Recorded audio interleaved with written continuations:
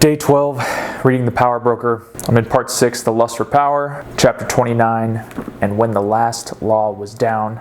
Got through pages 656 to 669. And really what this goes through is the leading up to the Battle of Battery Crossing.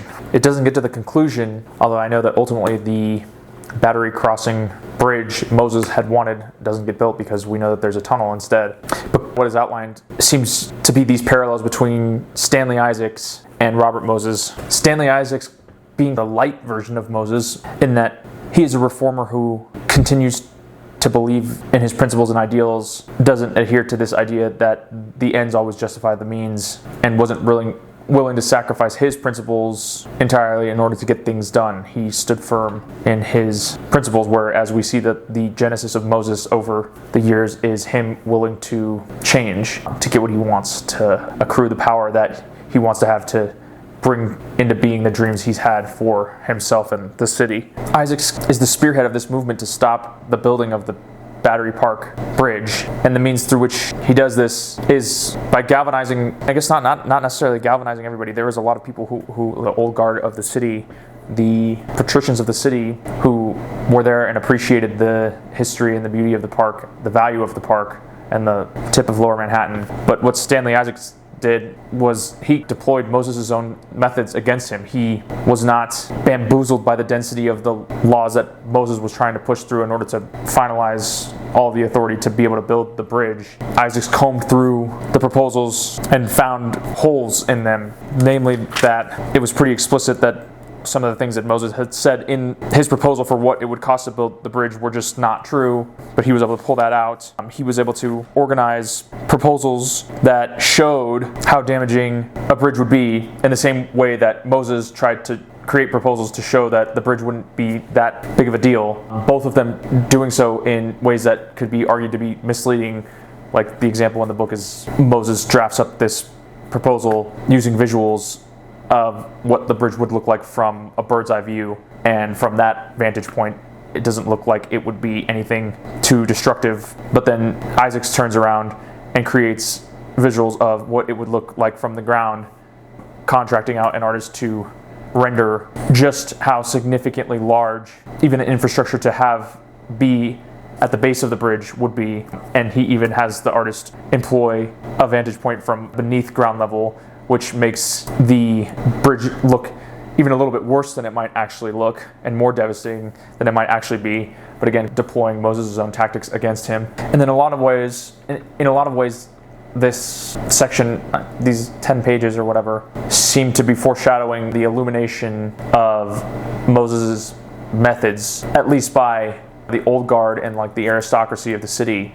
It's the first time that it's starting to dawn on them that all of this power that Moses has accrued can be used against them as well. They, I think, in a way, turned a blind eye to some of Moses' most deviant methods of achieving the things that he wanted to achieve because it didn't necessarily affect them. But for the first time, they're now seeing that his methods of ramrodding things through, of like bullying, of creating misleading laws, of his influence in and over politicians, how powerful it was, and now being deployed in a way that directly affected them. And it's outlined that they were shocked. There's this whole city council chamber that is organized where Stanley Isaacs leads the effort to present a case for not even necessarily completely against the bridge, but just a more thorough evaluation of whether or not it's the right choice to move forward with for creating this crossing. There's like talk of tunnels, but no one can fund the tunnels. Robert Moses has the money available to be able to fund a bridge, and he's not willing to budge to consider any other alternatives because that's what he wants. He wants a bridge. So Isaacs just moves forward with bringing to bear a perspective that says we should maybe at least just take the time to do a thorough analysis of whether or not this is the right decision for the city, and make all of the thorough considerations before we just bulldoze through with everything, which is the Moses tactic. And he leads the effort and brings together this coalition of all of the best of New York City, like New York City's aristocracy, the most powerful people in New York, whether civic leaders or moneyed interests or even artists, people of influence. And not only does he come with that support, but he also comes with the support of hard facts through his own thorough investigation and his own pulling apart of the proposal that Moses had brought forward, giving exacting analysis and facts of how the figures that Moses is saying the bridge is going to cost, for example, are way, way understated, that they're not considering the value of the real estate and the real estate taxes that will be lost if this bridge ends up getting built. And then that's not to mention like the historical value of the area. And he brings forth this like very like compelling argument as to, again, not even necessarily why the bridge shouldn't be built, but why there should be more thought put into whether the bridge should be built. And then at the end of this section, Robert Moses takes the floor after like 7 hours of this argument led by Stanley Isaacs, and Moses proceeds to not even acknowledge the substance of the arguments from Isaacs. He doesn't answer them at all, really. He just proceeds to insulting the people that have like made the arguments pretty viciously, calling some old guy, I need to go back and like figure it out, but a man of significance who in the city, significance in the city and in the history of New York, who had sway even with Mayor LaGuardia. He was like one of the few people that Mayor LaGuardia would even listen to. And Robert Moses on the stand calls him an exhumed mummy, which is just ruthless. But this is just absolutely humiliating this guy. No respect at all, but he has the power to where he can do that. He goes in and just changes the whole conversation. He doesn't acknowledge the validity of the points that Isaacs has brought to bear, and he just insults and lies. But he can get away with it because he has the power in the form of the money available for public works that need to be built, but since he controls all of it through the vehicles of his public authorities and the money that they're generating, he has the only option of a viable crossing, and he decides that he wants it to be a bridge, and so therefore that's what it's going to be, because there is like no other viable option. Caro says something about there is some like government grant money that's like potentially going to be coming that like the Mayor LaGuardia is holding out for, but in the meantime, if the bridge or if the crossing is going to be built, the only way anything can be built is with Moses' money through the public authorities, and Moses is saying that it's going to be a bridge or nothing at all. And because of that control that he has over the resources